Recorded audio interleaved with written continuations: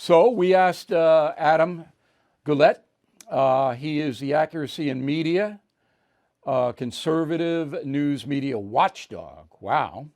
He works for them. And he comes to us from Ponte Vedra Beach, Florida. Very nice. Watch out for the sharks down there, Adam. You know, you get a little nip. Those bull sharks, they like Ponte Vedra.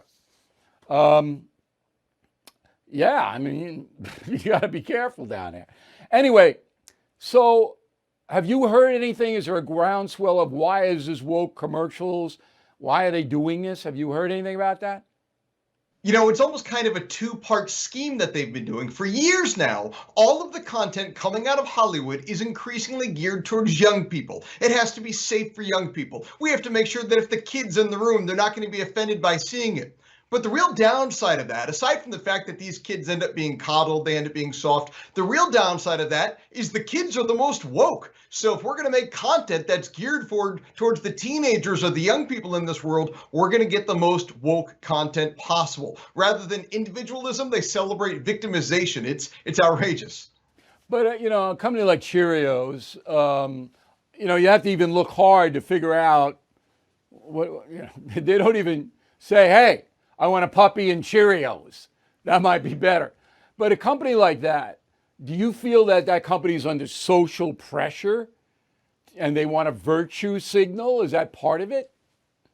All of corporate America is under social pressure. It's undeniable at this point, and they're terrified of the woke crowd. Even though they realize, the phrase "go woke, go broke" is true, they are cowering in fear from the woke crowd. You see these companies like, Nike, that has their shoes built in communist China where Uyghur Muslims are enslaved, and they stand up to Atlanta. They don't want to, have the World Series there, but they'll never stand up to the Chinese. You see all of corporate America hiring equity officers to push their radical progressive ideas within their company. American Express is spending $1 billion pushing equity within the company. Give it 5 years, they're going to be anti-American Express. It's one thing to see progressivism in Hollywood or to see it in higher education. We're now seeing it in all of corporate America. Now, I wonder if it's a good sales vehicle. State Farm Insurance has got this guy. He's in every commercial, African-American guy, good actor, certainly pulls it off. But I wonder if that translates into higher sales. Has anybody studied, say 5 years ago, and when commercials were just commercials, they weren't woke, and now they are woke? Is it a more effective tool for commerce? Well, unquestionably, we know the phrase "go woke, go broke" ain't based on nothing. Consistently, we've seen Hollywood films made in a woke style. They fail. They rebooted Ghostbusters to appease the woke crowd. That failed. They do a non-woke version. It succeeds. What a surprise. The woke stuff consistently fails. But these folks are so terrified of the woke crowd in corporate America and in Hollywood, and it feels good to be praised by that woke crowd that even though they know it's going to probably crush them with actual profits, even though they know it'll crush their movie, they do it because they're more terrified than the woke crowd than they are going bankrupt. Your hypothesis is that the woke commercials aren't helping the bottom line in these corporations. No, unquestionably not. I'd like to see a study on it. Now, I'm a member of the Screen Actors Guild after union. And that's where all of the actors in the commercials come from.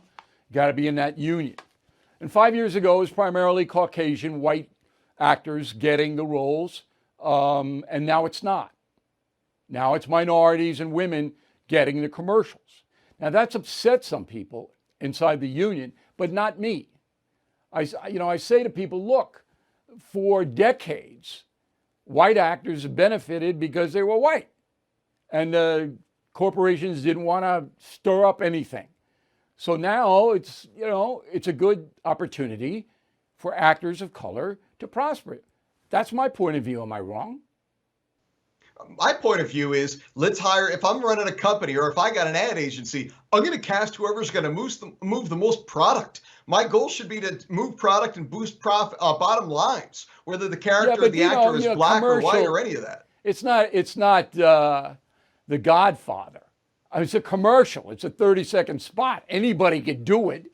So it's hard to say merit when you're casting a commercial. I mean, it is really hard to do. I want to get your opinion before I let you go on CNN. You're covering the story, you're following it, Mm-hmm. And what's your assessment?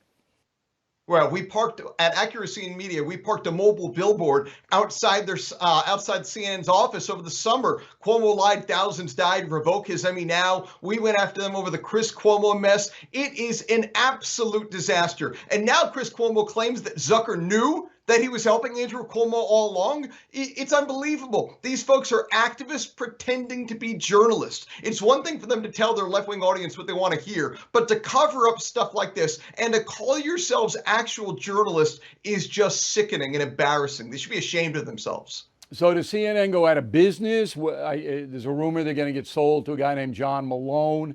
I don't know what he would do, but AT&T seems, to be impotent to stop any of the chaos over there. What happens to CNN, say, a year from now? They're in an incredibly difficult situation because they're flanked on the left by MSNBC. If you're a hard left viewer, you're probably watching MSNBC. And if you're not a hard left viewer, you're probably watching a network like this or Fox or OAN or Newsmax. So there's so little left in the middle these days when really Americans are on one side or the other. There's so little left in the middle that there's nowhere for CNN to go. I'm not sure what they're going to do. I don't think there's a good situation for them. I think they'll exist, but never again as a force in this country. Adam, thanks very much for helping us out. We really appreciate it.